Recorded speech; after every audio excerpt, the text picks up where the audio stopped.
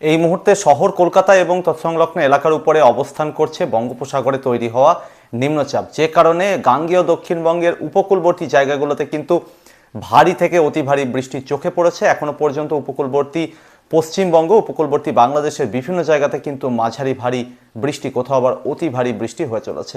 এই নিম্নচাপ ধীরে ধীরে গাঙ্গেয় দক্ষিণবঙ্গের আরও ভিতরে অগ্রসর হওয়ার সম্ভাবনা রয়েছে। ফলে আগামী 24 ঘন্টায় গাঙ্গেয় দক্ষিণবঙ্গে এবং তার পরবর্তীতে ঝাড়খণ্ড, বিহারে কিন্তু বৃষ্টিপাতের পরিমাণ ভীষণ রকমের বেড়ে যাওয়ার সম্ভাবনা রয়েছে। প্রিয় দর্শক, কোন কোন জেলাতে কতটা বৃষ্টি হতে পারে, আগামী কয়েকটা দিনে আবহাওয়াতে কোথায় কেমন পরিবর্তন ধরা পড়তে চলেছে, সেই ব্যাপারে জানাবো। আপনারা দেখছেন আবহাওয়া সংক্রান্ত পূর্বাভাসের চ্যানেল ওয়েদার উইথ শুভেন্দু। যাদের সঠিক পূর্বাভাস প্রয়োজন হয়ে থাকে তারা চ্যানেলটিকে এখনই সাবস্ক্রাইব করে অল নোটিফিকেশন অন করে রাখুন। প্রিয় দর্শক, আজ আগস্টের 17 তারিখ সোমবার, সাল 2026। ভারতীয় সময় ঘড়িতে এখন সকাল 9:45 বাজে। বিগত 24 ঘন্টায় কোথায় কেমন বৃষ্টি হয়েছে আমরা সেটার দিকে একটু নজর রাখবো। সেক্ষেত্রে দেখা যাচ্ছে যে দুটো ওয়েদার স্টেশন এমন রয়েছে যেখানে কিনা অতি ভারী বৃষ্টি চোখে পড়েছে।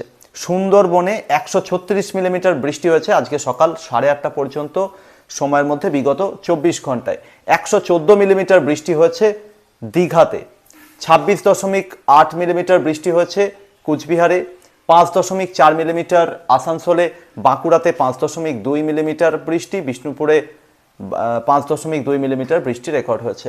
সেই সাথে দার্জিলিংয়ে 10 মিলিমিটার, অন্যদিকে জলপাইগুড়িতে রেকর্ড হয়েছে 3 মিলিমিটার, কালিম্পংয়ে 2 মিলিমিটার, 15 মিলিমিটার বৃষ্টি রেকর্ড হয়েছে আলিপুর মেট ডিপার্টমেন্টে, 14 মিলিমিটার বৃষ্টি রেকর্ড হয়েছে দমদমে, হাওড়াতে রেকর্ড হয়েছে 18 মিলিমিটার বৃষ্টি, সল্টলেকে 18.6 মিলিমিটার বৃষ্টি, কৃষ্ণনগর শহরে 7 মিলিমিটার বৃষ্টি, 14 মিলিমিটার বৃষ্টি রেকর্ড হয়েছে মায়াবন্দর আন্দামান নিকোবর দ্বীপপুঞ্জে, 3.5 মিলিমিটার বৃষ্টি রেকর্ড হয়েছে মুর্শিদাবাদ শহরে, 2 মিলিমিটার বৃষ্টি রেকর্ড হয়েছে পুরুলিয়াতে, শ্রীনিকেতনে রেকর্ড হয়েছে 7.2 মিলিমিটার বৃষ্টি। উত্তরবঙ্গের দিকে জলপাইগুড়িতে গতকাল দুপুরে সর্বোচ্চ তাপমাত্রা রেকর্ড হয়েছে 35.4 ডিগ্রি সেলসিয়াস, অর্থাৎ যথেষ্ট গরম কিন্তু উত্তরবঙ্গের এই জায়গাগুলোতে ছিল। মালদাতে 33.4 ডিগ্রি সেলসিয়াস, যথেষ্ট গরম অনুভূত হয়েছে।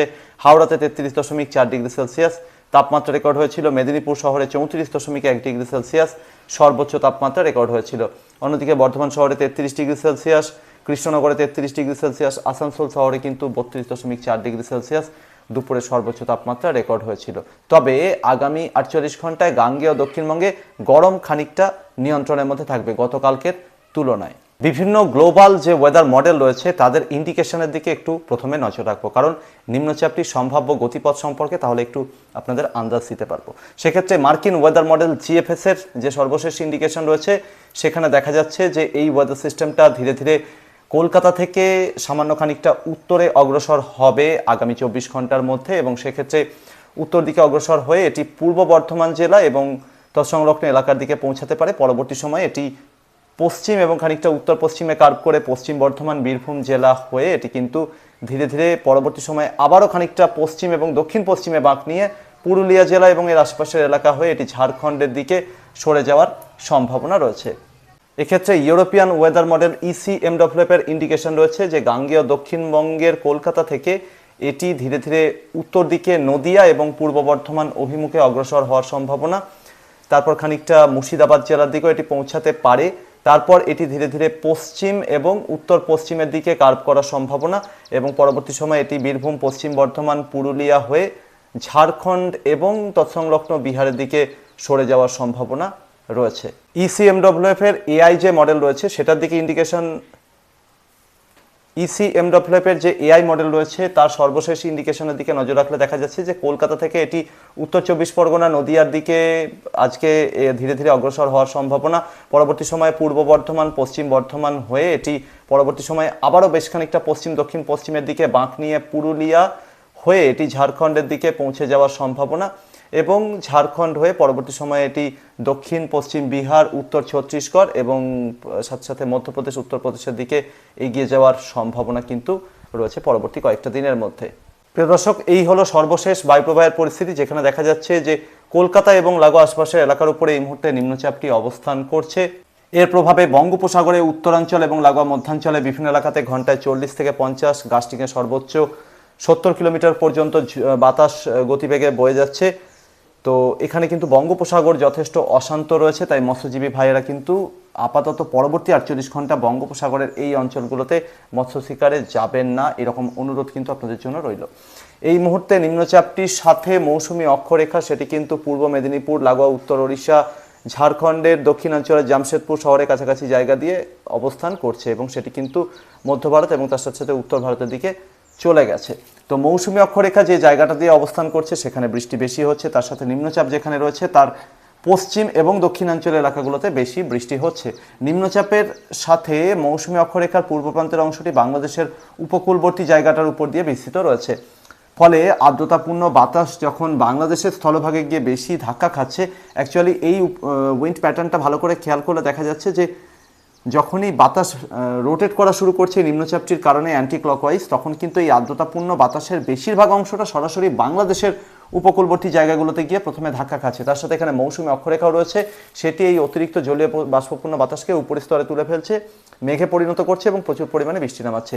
অন্যদিকে গাঙ্গেয় দক্ষিণবঙ্গের দিকে যে বাতাস প্রবেশ করছে তার বেশিরভাগ অংশটা কিন্তু ওড়িশা এবং অ্যাডজয়নিং ঝাড়খণ্ড স্থলভাগের উপর দিয়ে ঢুকে সামান্য কিছুটা আর্দ্রতা বঙ্গোপসাগরের সুন্দরবনের কাছাকাছি জায়গা থেকে নেওয়ার পর তারপর এর কেন্দ্রের মধ্যে ঢুকছে। ফলে নিম্নচাপটির প্রভাবে পশ্চিমবঙ্গের বিভিন্ন এলাকায় যে পরিমাণে বৃষ্টি হচ্ছে তার তুলনায় অনেক বেশি বাংলাদেশের উপকূলবর্তী জায়গাগুলোতে কিন্তু হয়ে চলেছে।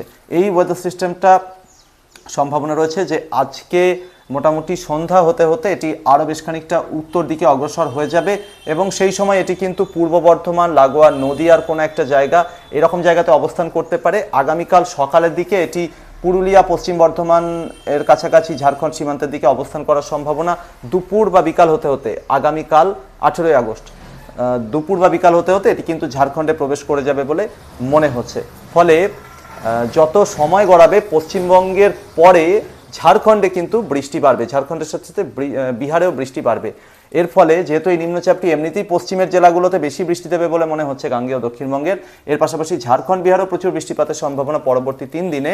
তাই পশ্চিমের জেলাগুলো থেকে যে নদীগুলো নামছে, অজয়, ময়ূরাক্ষী, দামোদর, কংসাবতী, কাঁসাই, কেলেখাই, রূপনারায়ণ, মুন্ডেশ্বরী সহ বিভিন্ন যে নদ নদীগুলো রয়েছে যেগুলো ছোটনাগপুর মালভূমি থেকে সৃষ্টি হয়েছে, সেই নদীগুলোতে কিন্তু জলস্তর আগামী 3 দিনে অনেকটাই বৃদ্ধি পাওয়ার সম্ভাবনা বা আশঙ্কা কিন্তু রয়েছে। ফলে এই নদী তীরবর্তী এলাকার বাসিন্দাদের সাবধানতা অবলম্বন করতে হবে। তার সাথে সাথে যে চাষের জমিগুলোতে যে সমস্ত ফসল রয়েছে সেগুলো কিন্তু ক্ষতিগ্রস্ত হওয়ার আশঙ্কা। এখানে যে বিভিন্ন জলাধারগুলো রয়েছে সেখান থেকেও কিন্তু জল ছাড়ার পরিমাণ বাড়ানো হতে পারে পরবর্তী 3 দিনের মধ্যে, এরকমই সম্ভাবনা বা আশঙ্কা কিন্তু রয়েছে। এবার এক নজরে দেখে নেই পরবর্তী 24 ঘন্টার মধ্যে কোথায় কেমন বৃষ্টি হতে পারে। ওড়িশার বেশিরভাগ জায়গাতে বৃষ্টিপাত কমে আসার সম্ভাবনা, বিশেষ করে মধ্য এবং দক্ষিণ ওড়িশাতে, ব্রহ্মপুর, পুরী, ভুবনেশ্বর, যাজপুর সহ আশেপাশের জায়গাগুলো দিকটাতে। অন্যদিকে উত্তর ওড়িশা বিশেষ করে বালাসোর এবং অ্যাডজয়নিং এরিয়ার দিকে মাঝারি ভারী বৃষ্টি হতে পারে। কেওনঝড়, রাউরকেল্লা সংলগ্ন আশেপাশের জায়গাগুলোতেও মাঝারি ভারী বৃষ্টি হতে পারে। ঝাড়খণ্ডের বিভিন্ন এলাকাতে পরবর্তী 24 ঘন্টা বেশ খানিকটা ভালো বৃষ্টিপাতের সম্ভাবনা রয়েছে। হালকা থেকে মাঝারি ধরনের বৃষ্টির সাথে সাথে বিভিন্ন এলাকাতে ভারী বৃষ্টি হতে পারে। দেওঘর, দুমকা, হাজারিবাগ, ধানবাদ, রাঁচি, গিরিডি, লোহারডাঙ্গা, গুমলা, কোডারমা সহ জামশেদপুর, চাকুলিয়া এই সমস্ত এলাকাগুলোতে কিন্তু হালকা থেকে মাঝারি ধরনের বৃষ্টির সাথে সাথে ভারী বৃষ্টি হতে পারে, যার মধ্যে আবার ভারী থেকে অতি ভারী বৃষ্টির সম্ভাবনা রয়েছে জামশেদপুর, চাকুলিয়া, হাজারিবাগ, ধানবাদ সহ বেশ কিছু জায়গাতে। এখানে কিন্তু ভারী থেকে অতি ভারী বৃষ্টিও পরবর্তী 24 ঘন্টার মধ্যে হতে পারে। বিহারের বিভিন্ন এলাকাতে পরবর্তী 24 ঘন্টায় খুব বেশি বৃষ্টির সম্ভাবনা কম, বিশেষ করে মধ্য এবং উত্তর ওড়িশায়। ভাগলপুর, সোনমা, পাটনা, মুজফ্ফরপুর, পূর্ণিয়া সহ আরারিয়া আশেপাশের এলাকাগুলোতে কিন্তু হালকা থেকে মাঝারি ধরনের বৃষ্টিপাতের সম্ভাবনা। সাসারাম, গয়া সহ দক্ষিণ বিহারের দিকটাতে কিন্তু কোথাও কোথাও মাঝারি ভারী বৃষ্টি হতে পারে, হালকা মাঝারি বৃষ্টির সাথে সাথে এরকমই সম্ভাবনা রয়েছে। মালদা, 2 দিনাজপুর, দার্জিলিং, কালিম্পং, জলপাইগুড়ি, আলিপুরদুয়ার, কোচবিহার এই জেলাগুলোতে হালকা থেকে মাঝারি ধরনের বৃষ্টিপাতের সম্ভাবনা রয়েছে বিক্ষিপ্তভাবে, সব এলাকায় কিন্তু হবে না, বিষয়টি মাথায় রাখতে অনুরোধ করলাম। আসামের বিস্তীর্ণ এলাকা জুড়ে পরবর্তী 24 ঘন্টায় হালকা থেকে মাঝারি ধরনের বৃষ্টিপাতের সম্ভাবনাই বেশি, যার মধ্যে আবার বঙ্গাইগাঁও, বরপেটা, গুয়াহাটি, নগাঁও সহ আশপাশের এলাকাগুলো কোথাও কোথাও একটু ভালো বৃষ্টিও হতে পারে। অরুণাচল এবং আসামের উজানের দিকটা অর্থাৎ উজানি আসামের উত্তর আসামের দিকটাতে কিন্তু খুব বেশি ভারী বৃষ্টির সম্ভাবনা নেই। ফলে আসামের বিভিন্ন এলাকাতে যে ভয়ঙ্কর বন্যা পরিস্থিতি তৈরি হয়েছিল তা থেকে কিন্তু পূর্বাভাস মতোই ধীরে ধীরে ধীরে ধীরে কিন্তু উন্নতি চোখে পড়ছে। উত্তর বাংলাদেশের দিকটা রংপুর, সেই সাথে রাজশাহী, ময়মনসিংহ, সিলেট ডিভিশনে বিক্ষিপ্তভাবে হালকা থেকে মাঝারি ধরনের বৃষ্টিপাতের সম্ভাবনা। ভারতের মেঘালয় বিভিন্ন এলাকাতে বিক্ষিপ্তভাবে হালকা থেকে মাঝারি ধরনের বৃষ্টির পাশাপাশি শিলং এবং সিলেট লাগোয়া মেঘালয় দিকটাতে কোথাও কোথাও ভারী বৃষ্টি হতে পারে। সিলেট ডিভিশনের দুটো একটা জায়গাতে ভারী বৃষ্টির সম্ভাবনা পুরোপুরিভাবে রুল আউট করা যাচ্ছে না পরবর্তী 24 ঘন্টার মধ্যে।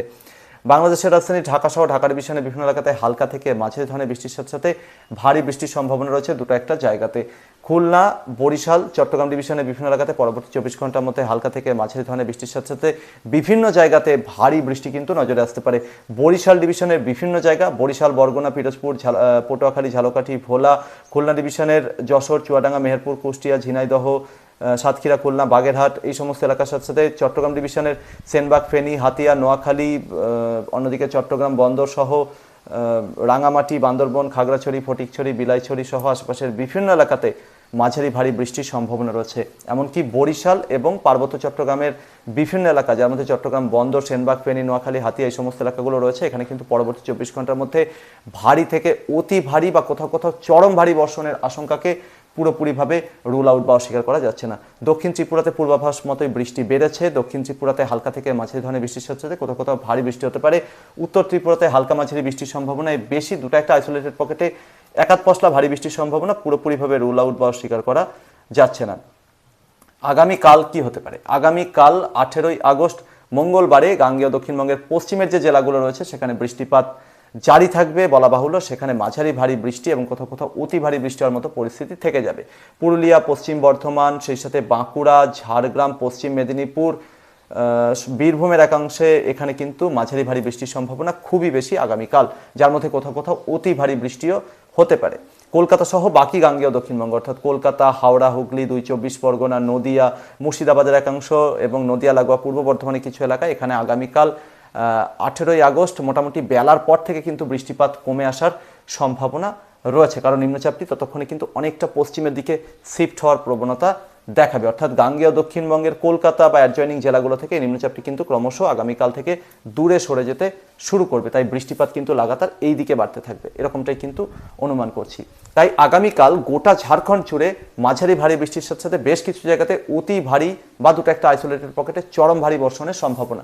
ফলে গাঙ্গেয় দক্ষিণবঙ্গের পশ্চিমের জেলাগুলোর দিক থেকে যে নদীগুলো প্রবেশ করছে, যেগুলোর অরিজিন বা উৎসস্থল ঝাড়খণ্ডের দিকটাতে, সেখানে এই নদীগুলোর আপার ক্যাচমেন্ট এরিয়াতে কিন্তু প্রচুর বৃষ্টিপাতের আশঙ্কা রয়েছে আগামীকাল। ফলে জলাধারগুলোতে জলের চাপ বাড়বে এবং যে সমস্ত ছোটোখাটো নদীগুলোতে বা পাহাড়ি ঝোড়াগুলোতে কোনো রকম নদী বাঁধ নেই, সেই নদীগুলোতে কিন্তু হড়পা বানের আশঙ্কাও রয়েছে। তাই গাঙ্গেয় দক্ষিণবঙ্গের পশ্চিমের যে জেলাগুলো রয়েছে, পশ্চিম মেদিনীপুর, ঝাড়গ্রাম, বাঁকুড়া, সেই সাথে বীরভূমের কিছু এলাকা, অন্যদিকে পশ্চিম বর্ধমান, পুরুলিয়া, এই সমস্ত জেলাগুলোর কোথাও কোথাও আজ 17ই আগস্ট, আগামীকাল 18 এবং পরবর্তী দিন 19শে আগস্ট, এই 3টে দিন অর্থাৎ এই 72 ঘন্টার মধ্যে কিন্তু কোথাও কোথাও হড়পা বানের আশঙ্কাকে পুরোপুরিভাবে রুল আউট করছি না, বা হঠাৎ করে নদীতে জলস্তর বেড়ে যাওয়ার আশঙ্কা কিন্তু রয়েছে। ফলে এখানে বাড়তি সতর্কতা বা নিরাপত্তা নিয়ে রাখতে হবে। তাই গোটা ঝাড়খণ্ড জুড়ে আগামীকাল প্রচুর বৃষ্টিপাতের সম্ভাবনা, এখানেও কিন্তু যথেষ্ট সাবধানতা অবলম্বন করতে হবে। অন্যদিকে বিহারে বৃষ্টি আগামীকাল বাড়বে বলে মনে হচ্ছে, বিশেষ করে দক্ষিণ বিহারের দিকটাতে, সেখানেও কিন্তু মাঝারি ভারী বৃষ্টির সাথে সাথে কোথাও কোথাও অতি ভারী বৃষ্টি হতে পারে। উত্তর বিহারের দিকটাতে নিম্নচাপে খুব বেশি প্রভাব আগামীকাল পড়ার সম্ভাবনা কম, তবে কোথাও কোথাও খানিকটা পরোক্ষ প্রভাবে হালকা মাঝারি বৃষ্টির সম্ভাবনা রয়েছে। মালদা, 2 দিনাজপুর, দার্জিলিং, কালিম্পং, জলপাইগুড়ি, আলিপুরদুয়ার, কোচবিহার, এই জেলাগুলোতে হালকা থেকে মাঝারি ধরনের বৃষ্টিপাতের সম্ভাবনায় বেশি। আগামীকাল দুটো একটা আইসোলেটেড পকেটে একাধ পশলা ভারী বৃষ্টি হতে পারে। আগামীকাল বঙ্গাইগাঁও, ধুবুরি, বরপেটা, গুয়াহাটি, নগাঁও, জোরহাট, লখিমপুর, পাঠশালা সহ আশপাশের বিভিন্ন এলাকাতে হালকা মাঝারি বৃষ্টির সম্ভাবনা। দুটো একটা আইসোলেটেড পকেটে একাধ পশলা ভারী বৃষ্টি হতে পারে, বিশেষ করে গুয়াহাটি, বঙ্গাইগাঁও, বরপেটা, নগাঁও সহ আশেপাশের জায়গাগুলোতে। অরুণাচল বা আসামের উঁচু পার্বত্য এলাকাগুলোর দিকটাতে সেখানে কিন্তু খুব বেশি ভারী বৃষ্টির সম্ভাবনা আগামীকালও কম বলে মনে হচ্ছে। অরুণাচলে দুটো একটা আইসোলেটেড পকেটে একাধ পশলা ভারী বৃষ্টি হতে পারে। তাই আপাতত বন্যা পরিস্থিতিতে নতুন করে অবনতির আশঙ্কা কম বলে মনে হচ্ছে আসামের বিভিন্ন এলাকার জন্য। বাংলাদেশের উত্তরাঞ্চলে কি হতে পারে? বাংলাদেশের উত্তরাঞ্চলে রংপুর, রাজশাহী, ময়মনসিংহ, সিলেট ডিভিশনে বেশ কিছু জায়গাতে বৃষ্টিপাত বাড়তে পারে আগামীকাল, এরকমটাই মনে হচ্ছে। মধ্য বাংলাদেশ, দক্ষিণ বাংলাদেশে আগামীকাল বৃষ্টি অনেকটাই কমে আসার সম্ভাবনা কিন্তু রয়েছে। তাই ঢাকা, খুলনা, বরিশাল, চট্টগ্রাম ডিভিশনে আগামীকাল হালকা থেকে মাঝারি ধরনের বৃষ্টিপাতের সম্ভাবনা বেশি বলে মনে হচ্ছে। দুটো একটা আইসোলেটেড পকেটে এক আধ পশলা ভারী বৃষ্টি হতে পারে। ত্রিপুরাতে আগামীকাল বৃষ্টিপাত কমে আসবে বলে মনে হচ্ছে। হালকা থেকে মাঝারি ধরনের বৃষ্টিপাতের সম্ভাবনা, বিক্ষিপ্তভাবে পুরোপুরিভাবে রুল আউট বা অস্বীকার করা যাচ্ছে না। প্রিয় দর্শক, এর পরবর্তীতে নিম্নচাপটি ঝাড়খণ্ড পেরিয়ে ধীরে ধীরে বিহার এবং অ্যাডজয়নিং মধ্যপ্রদেশ, উত্তর ছত্তিশগড়ের দিকে সরার সম্ভাবনা রয়েছে, তাই সেদিকে বৃষ্টি বাড়বে। এর পরবর্তী দিন অর্থাৎ 19শে আগস্ট, মানে আগামীকালকের দিনটা পেরোনোর পর 19শে আগস্ট হতে হতে সেই দিকে বৃষ্টি বেড়ে যাবে। এদিকে ত্রিপুরা, বাংলাদেশের বিভিন্ন এলাকা, গাঙ্গেয় দক্ষিণবঙ্গ, উত্তরবঙ্গের সমতলের জেলাগুলো, এখানে বৃষ্টি অনেকটাই কমে আসবে। পরবর্তী সময়ে ঝাড়খণ্ডেও কিন্তু ধীরে ধীরে বৃষ্টি কমবে 19শে আগস্ট থেকে, এরকমটাই কিন্তু অনুমান করছি। এবং বৃষ্টি কমে আসার সাথে সাথে আকাশে মেঘাচ্ছন্নতা কমবে, রোদের তেজ বাড়তে শুরু করবে, বাতাসে অতিরিক্ত আর্দ্রতা থেকে যাবে। নিম্নচাপের প্রভাবে যে জোরালো দক্ষিণ পূবালি বাতাস বয়ে যাচ্ছে, সেই বাতাসও কমে আসবে অনেকটাই। ফলে 19শে আগস্ট থেকে কিন্তু হঠাৎ করেই খুব গরম শুরু হতে পারে দক্ষিণাঞ্চলে, এই সমস্ত এলাকাগুলোতে, এরকমটাই কিন্তু অনুমান করছি। ফিলস লাইক টেম্পারেচার সেই সময় 42 থেকে 46 ডিগ্রি সেলসিয়াসের মধ্যে ঘোরাফেরা করতে পারে গাঙ্গেয় দক্ষিণবঙ্গের বিভিন্ন জেলাতে। এবং এই সময় 19, 20, 21 এবং 22 আগস্ট নাগাদ কিন্তু ব্যাপক গরমের দাপট চলবে গোটা গাঙ্গেয় দক্ষিণবঙ্গ, যার মধ্যে কলকাতাও রয়েছে। দক্ষিণ এবং মধ্য বাংলাদেশের বিস্তীর্ণ এলাকার পাশাপাশি উত্তর বাংলাদেশ, ত্রিপুরা, আসাম, মেঘালয়, উত্তরবঙ্গ, বিহারের এবং ঝাড়খণ্ডে কিছু কিছু এলাকা, ওড়িশার বিভিন্ন জায়গা জুড়ে এরকমটাই কিন্তু মনে হচ্ছে। যারা চ্যানেলটিকে শুরুতে সাবস্ক্রাইব করতে ভুলে গেছেন, তারা চ্যানেলটিকে এখনই সাবস্ক্রাইব করে অল নোটিফিকেশান অন করে রাখতে পারেন যদি আবহাওয়া সংক্রান্ত সঠিক পূর্বাভাসের আপনার প্রয়োজন হয়ে থাকে। প্রিয় দর্শক, এই ছিল আগামী কয়েকটি দিনে আবহাওয়ার সম্ভাব্য পরিস্থিতি। পরবর্তী আপডেট এবং লাইভে আবারও দেখা হচ্ছে। ধন্যবাদ।